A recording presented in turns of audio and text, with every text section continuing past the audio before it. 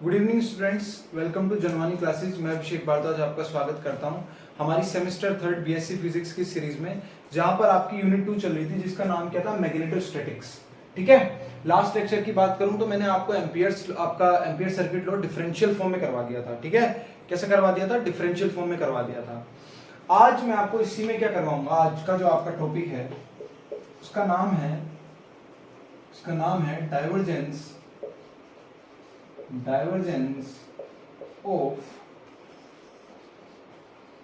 Magnetic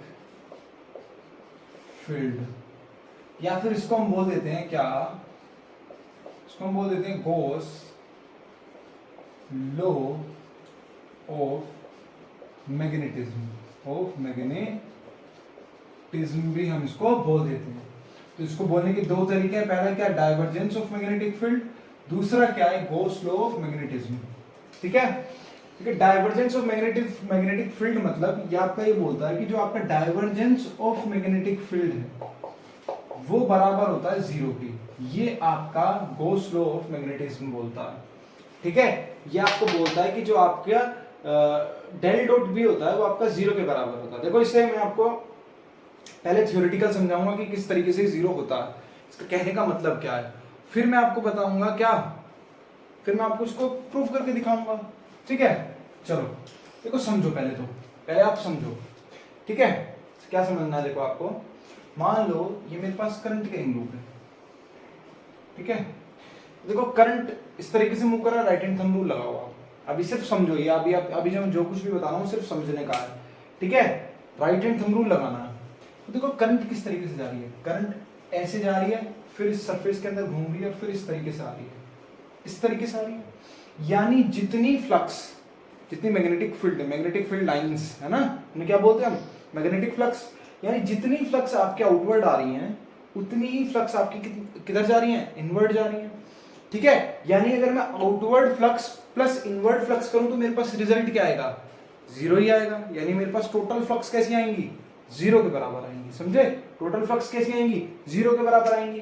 flux में किस तरीके से डिनोट करता हूं भाई, फ्लक्स आपका क्या होता है, surface integral of B dot d S किसके बराबर होता है, जीरो के बराबर होता है जीरो के बराबर, सॉरी जीरो के बराबर हो गया। अब क्यों, कि जो आपकी मैग्नेटिक लाइन ऑफ फोर्सेस जा रही थी वो किस तरीके से जा रही थी, वो आपका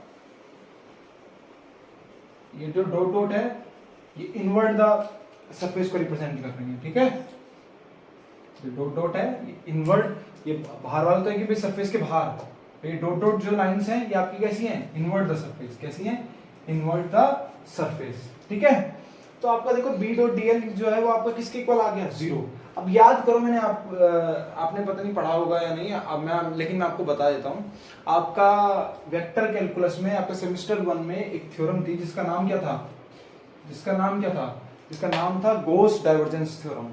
गॉस डाइवर्जेंस थ्योरम जो होती है वो आपकी सरफेस इंटीग्रल को वॉल्यूम इंटीग्रल में डायरेक्ट करने का एक शॉर्ट मेथड है। वो कैसे है कि जब आपको सरफेस इंटीग्रल गिवन हो, ठीक है, बी डॉट डी एस, तो वो बराबर होता है किसके, volume integral divergence of B dV के। इस तरीके से वो बोलता है। ठीक है, तो जब मैं इसमें डाइवर्जेंस थ्योरम लगाऊंगा, इसको हम डाइवर्जेंस थ्योरम भी बोल देते हैं, इसको हम गॉस डाइवर्जेंस थ्योरम भी बोलते हैं, डाइवर्जेंस थ्योरम भी बोल देते हैं। ठीक है, तो जब मैं इसमें डाइवर्जेंस थ्योरम लगाऊंगा तो क्या हो जाएगी मेरी, बी डॉट भाई surface integral B dot dS की जगह पर मैं क्या लिख सकता हूं, वॉल्यूम इंटीग्रल। अब बराबर जीरो है तो सिर्फ आपका क्या बचेगा, आपका डेल डॉट बी बराबर जीरो के, यही तो बचेगा। ठीक है, यही आपको क्या करना है, हम प्रूव करेंगे। तो ये प्रूव नहीं था बच्चों, ये आपको जस्ट समझाया फ्लक्स के बेसिस पे। ठीक है, ये मैंने आपको फ्लक्स के बेसिस पे समझाया। ठीक है, और फिर वहां से मैंने आपको डाइवर्जेंस में कन्वर्ट करके दिखा दिया कि किस तरीके से हमने डाइवर्जेंस में कन्वर्ट करा। ठीक है, अब हम बायोट-सावर्त लॉ लगाकर भी इसको करेंगे। जो प्रूव होगा वो आपका पूरा बायोट-सावर्त लॉ पे लगेगा और एक आपका छोटा सा एक फॉर्मूला लगेगा और उससे आपका ये प्रूव हो जाएगा पूरा का पूरा। चलो तो फिर शुरू करते हैं। ठीक है, अगर कोई बच्चा स्क्रीनशॉट लेना चाहता है तो ले लो, ये रफ है वैसे तो, कुछ भी अगर समझना हो इसमें, क्योंकि ये सिर्फ समझने के ऊपर था, इसमें कुछ थ्योरी नहीं थी।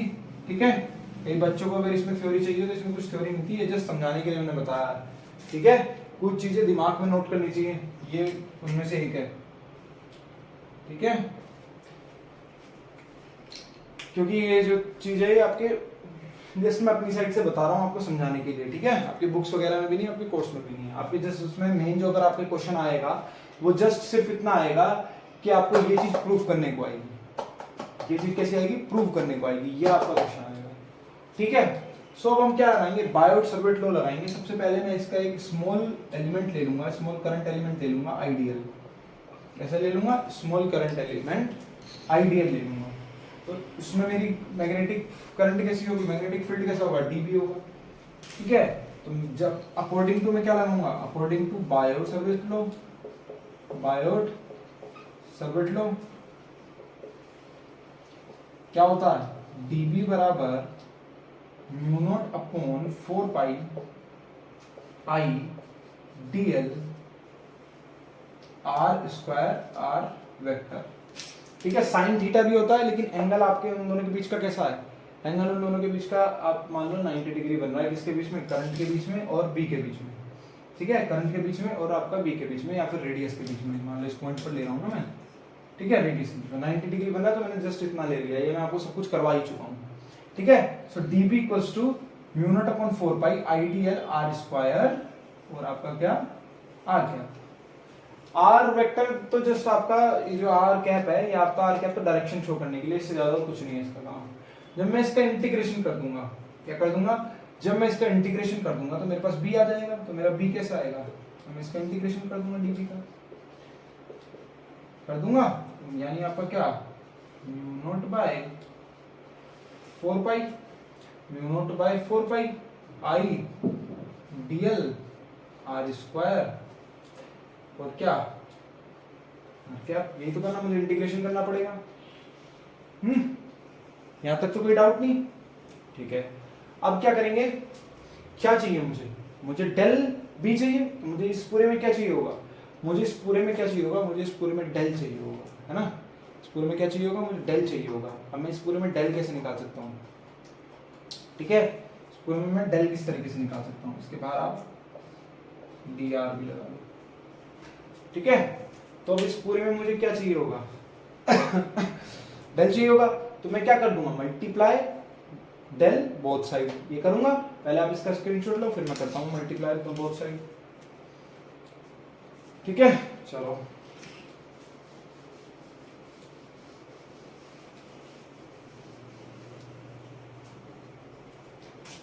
मल्टीप्लाई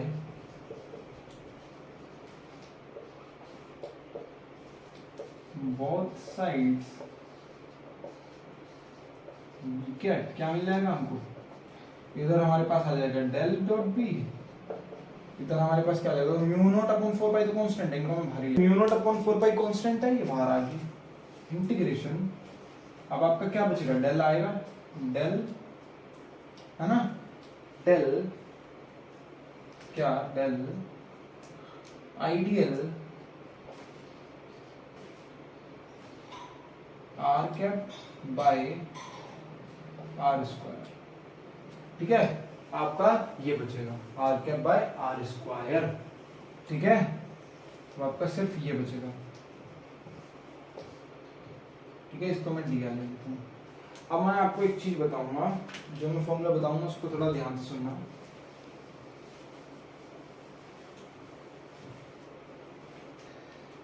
ठीक है। जो मैं आपको फॉर्मूला बताऊंगा उसको ध्यान से सुनना। जब मेरे पास del dot A cross B होता है, तो उसको खोलने का फॉर्मूला जो मेरे पास होता है वो होता है B dot del cross A minus A del cross B, ठीक है। और जब यानी ये आपका बेसिकली जो आया है वो किससे आया है? जब आपके पास कंडीशन कुछ इस तरीके से, ठीक है। ये फॉर्मूले नोट कर लेना, जरूरी नहीं कि डेल ही, अगर आपके पास ए भी हो तो भी आप उसे इस तरीके से खोलोगे। कैसे?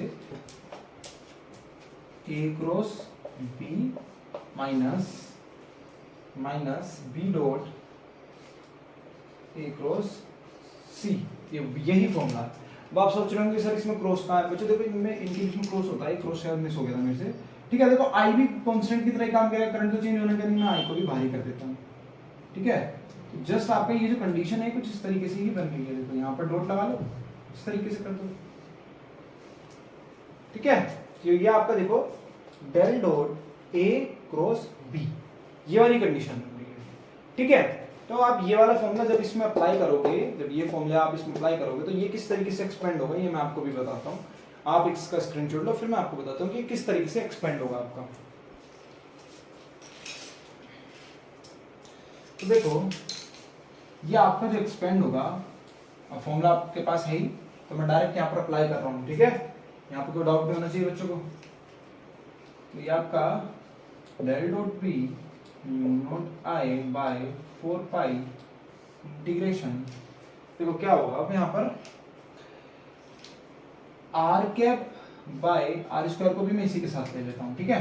यहाँ पर आपका क्या बचेगा, del cross dl and minus dl del cross r vector by are square, ठीक है।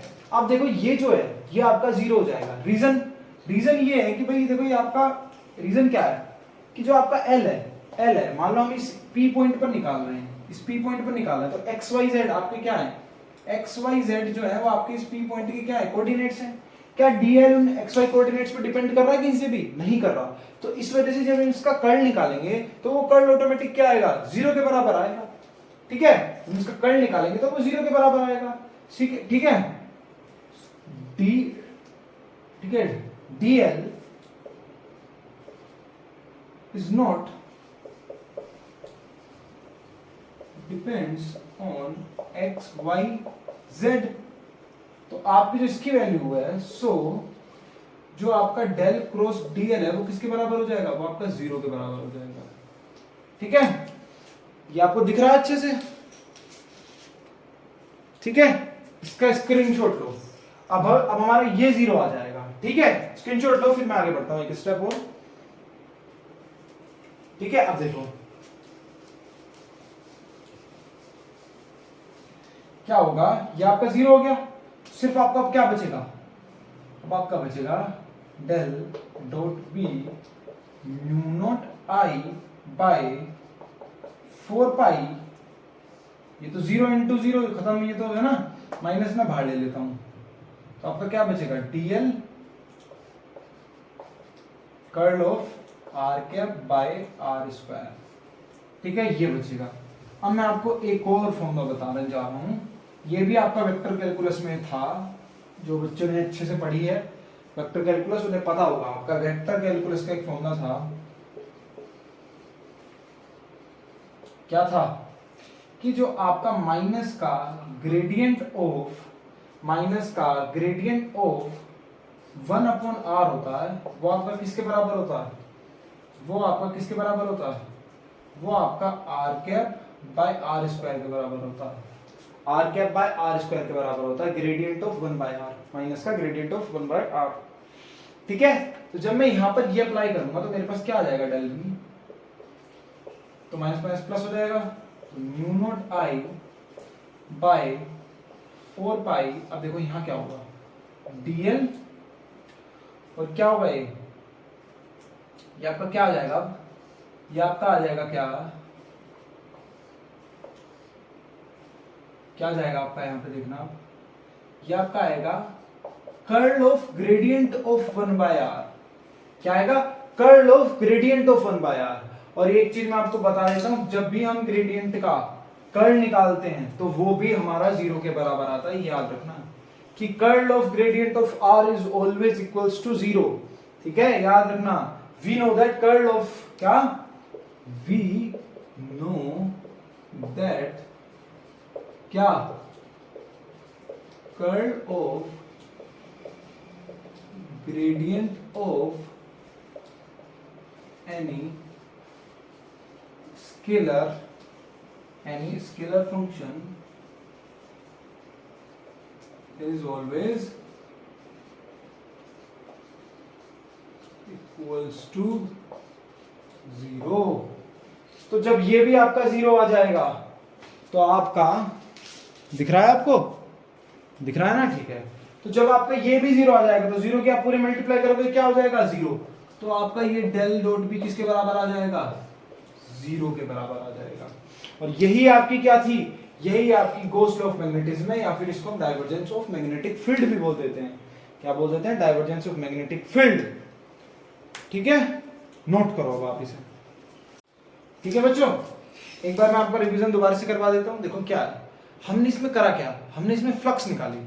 ठीक है, ये भैया आपका क्या बोलता है, आपका जो गॉस लॉ बोलता है, ये आपका बोलता है क्या कि जो आपकी टोटल फ्लक्स होती है, ठीक है, फ्लक्स भी छोड़ो, ये बेसिकली आपका बोलता है कि डाइवर्जेंस ऑफ, अब जब आप मैग्नेटिक फील्ड का डाइवर्जेंस निकालते हो तो वो 0 के बराबर आता है। क्यों इसने ऐसा बोला, क्योंकि जो हमारी टोटल फ्लक्स होती हैं जो कि इनवर्ड होती हैं वो बिल्कुल बराबर होती है उतनी जितनी टोटल फ्लक्स आउटवर्ड डायरेक्शन में जा रही होंगी, है ना। जब उनको हम कंबाइन करेंगे, क्योंकि एक प्लस साइन में आएगी एक माइनस साइन में आएगी, उन दोनों को कंबाइन करेंगे तो आंसर क्या आएगा 0।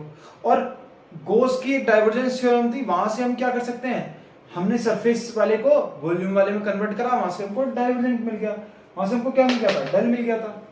ठीक है, ये तो हमारी समझने वाली चीज रही। प्रूफ करने के लिए हमने क्या किया, हमने बायोट-सावर्त लॉ का क्या किया, यूज किया। ठीक है, बायोट-सावर्त लॉ का हमने क्या किया, यूज किया। डेल से बोथ साइड हमने क्या की, मल्टीप्लाई करवा दी। ठीक है, डेल से हमने क्या किया, दोनों साइड मल्टीप्लाई करवा दिया। और आपको पता है बायोट-सावर्त लॉ की वेक्टर फॉर्म क्या होती है, क्या होती है, dB by mu naught I dl r cap r square 4 पाई, यही होती है ना। इसी का हमने यूज किया, फिर हमने एक फॉर्मूला लगाया। अब अपने फॉर्मूले से मैं यहाँ पे एक बार लिख दे रहा हूँ। ठीक है, आपको फॉर्मूले में लिख दे रहा हूँ, एक काम करता हूँ सारे फॉर्मूले लिख दे रहा हूँ, या आप अच्छे से नोट कर ले और कर लेना और इनको याद कर लेना। हालांकि आपने यूज करा होगा, लेकिन मैं फिर भी एक बार लिख देता हूँ आपके रिविजन के लिए। ठीक है, आपके रिविजन के लिए मैं फॉर्मूले लिख देता हूँ कि किस तरीके आपको ये फॉर्मूले पढ़ने हैं। ठीक है, देखो क्या फॉर्मूला बताया था एक मैंने बताया था डेल डॉट, है ना, del dot A cross B अगर आपको गिवन हो तो उसका क्या होता है, B dot del del cross A minus B minus A del cross B. पहला आपका ये होता है। ठीक है, इसको अच्छे से याद कर लेना। डेल भी ना हो अगर आपको ए बी क्रॉस सी की फॉर्म में हो, तब आपका क्या होगा, सी ए क्रॉस बी माइनस बी ए क्रॉस सी, इसको याद कर लेना। दूसरा आपका तीसरा आपका मैंने एक वेक्टर कैलकुलस का फॉर्मूला लिखवाया क्या, कि r cap by are square जो होता है वो आपका माइनस का ग्रेडियंट ऑफ 1 बाय आर के बराबर होता है। ठीक है, इसको आपको याद रखना है। ठीक है, इसको आपको याद रखना है। चौथी चीज का जो हमने यूज करा, वो हमने क्या यूज करा, कि आपका जो कर्ल ऑफ ग्रेडियंट ऑफ कोई भी वेक्टर होता है, मान लो ए आपको कोई स्केलर वेक्टर है, वो आपका 0 के बराबर आता है। इसको याद रखना। ठीक है, क्योंकि मैं स्केलर ले रहा हूं तो मैं चलो 5 से भी नोट कर देता हूं। ठीक है, इसको भी आपको याद रखना है। ठीक है, और आपको मैं एक चीज आज और बता देता हूं, ये आपको आगे यूज करना हो, आगे हमारा यूज होगा, divergence of curl of any vector is also equals to 0। ठीक है, याद रखना। क्या क्या बोला मैंने, divergence of curl of any scalar vector function is also equals to 0। इस चीज का भी आपको ध्यान रखना है कि किसी अगर मान लो हम डाइवर्जेंस निकाल रहे हैं किसका, कर्ल ऑफ एनी वेक्टर, यानी कर्ल ऑफ एनी वेक्टर मान लो हमने स्केलर लिया तो मैं ए से डिनोट कर लेता हूं। जब उसका हम क्या निकाल रहे होते हैं, उसका हम जब डाइवर्जेंस निकाल रहे होते हैं तो ये भी आपका 0 के बराबर आता है। इसको भी आपको अच्छे से याद रखना है। ठीक है, ये भी आपको याद रखना है। इन सब का जो मैं बता रहा हूँ इन सब का यूज होगा आगे आपका। ठीक है, मैं जस्ट रैंडम नहीं बता रहा हूँ आपको, ये आपके लिए यूजफुल है इसलिए मैं बता रहा हूँ। तो इन चीज को आपको अपने दिमाग में बिठा लेना है और इन चीज को अच्छे से पढ़ लेना है। ठीक है, तो आज के लिए इतना ही रखते हैं। बाकी आपको कोई भी डाउट हो तो आप कमेंट सेक्शन में मुझे बता देना। ठीक है, चलो फिर आज के लिए इतना ही रखते हैं। Thank you very much.